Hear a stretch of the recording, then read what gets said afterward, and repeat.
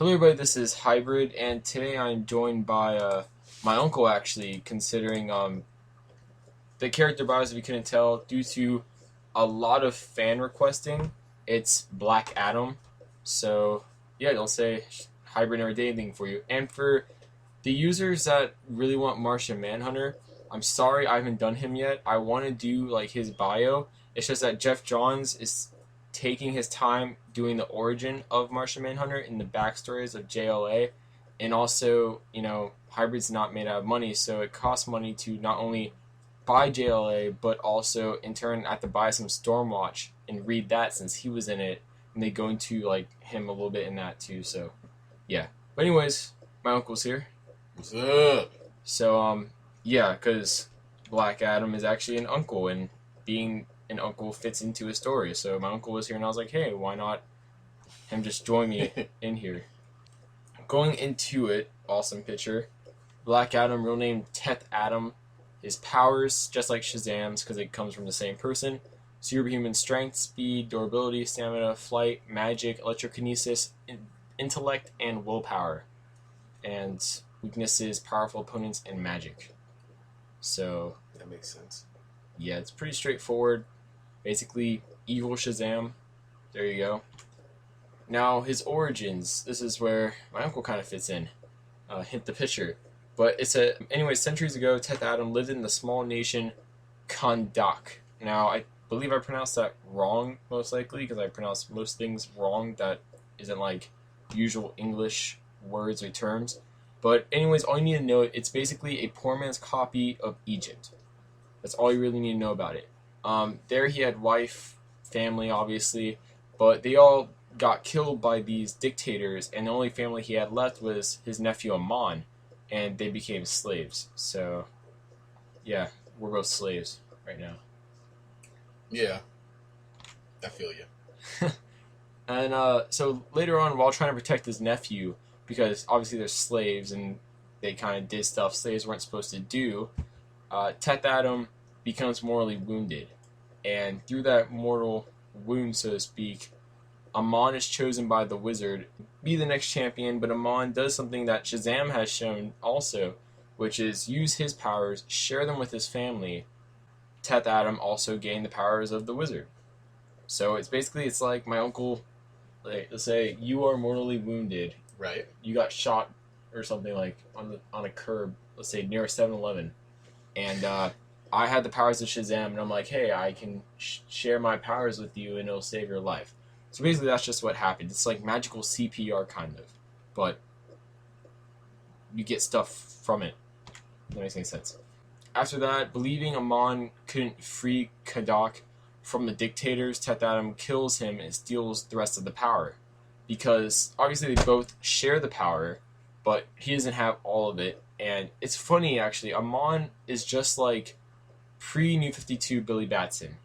He's young, he's a child, but he's very like pure, I guess that'd be a proper term, and he sees immediately the best in everything. Because Teth Adam, I'm calling him Teth Adam because he's not Black Adam yet.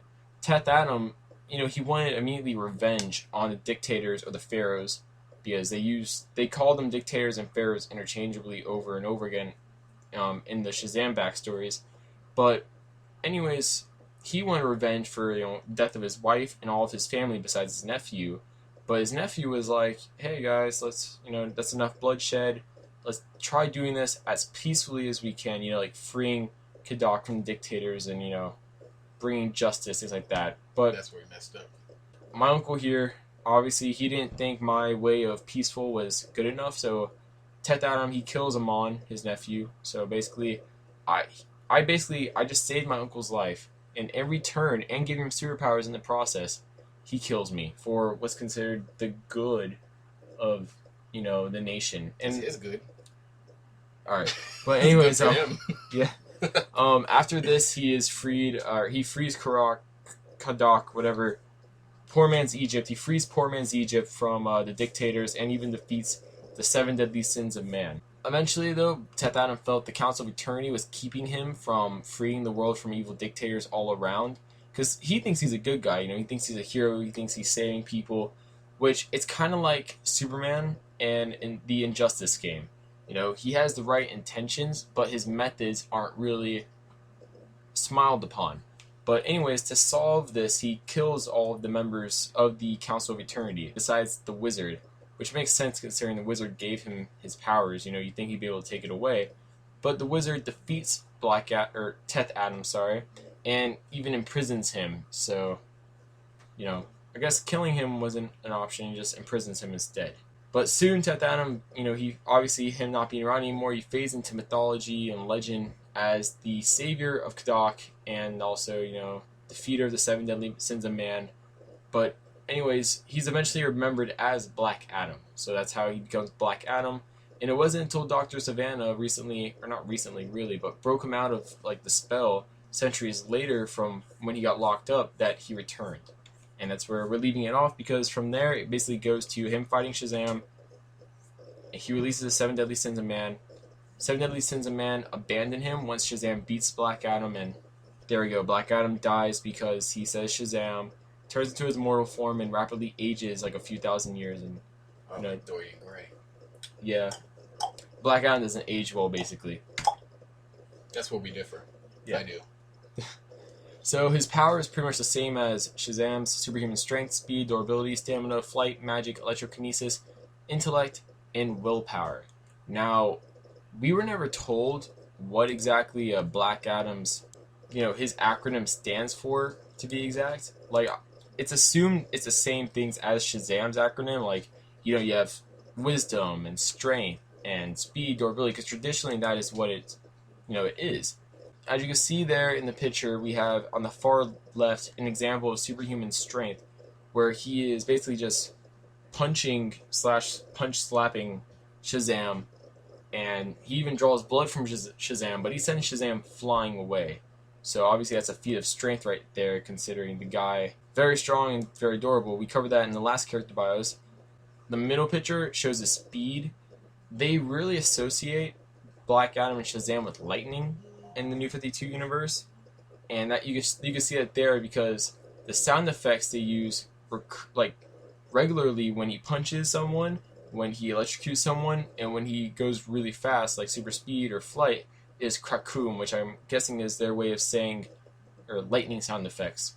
So as you can see in the middle picture, him coming down really fast in front of Shazam, or kind of like, yeah, basically right in front of Shazam. And the picture all the way to the right is him using the bunch of electricity that's actually in his chest to electrocute the guy. Not Dr. Savannah. Dr. Savannah is the guy in the other arm, but the guy that's you know, basically dead is kind of, well, he's dead basically. He's electrocuted, and there we go. So his weaknesses actually are basically powerful opponents and magic. Now the picture I have there is a magically enhanced tiger. Billy Batson, or I guess Shazam, during the fight with Black Adam, because he has this thing with this tiger, because he's known this tiger for years before his parents died, and you know he's kind of close to the tiger. He escapes to go to the zoo just to like hang out with it, kind of. But anyways, he enhances it just like he can, you know, share his power with his adoptive siblings, and there you go, magical tiger. And because of the magic, he's actually able to cut part of Black Adam's attire, I guess you could say. That's what it is. So there you go, magic at its best right there. And then on the right, you know, powerful opponent / magic, Shazam. And they're fighting, and you can see, obviously, that's a weakness because he's getting beat, and he eventually does get beat by Shazam.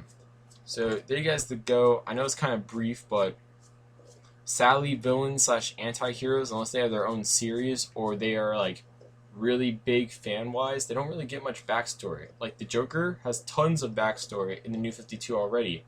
The Riddler, he has a decent amount of backstory. The Penguin has quite a bit because of the Dark Knight series that's going on. Even like Lex Luthor has tons of backstory, and he's like in prison.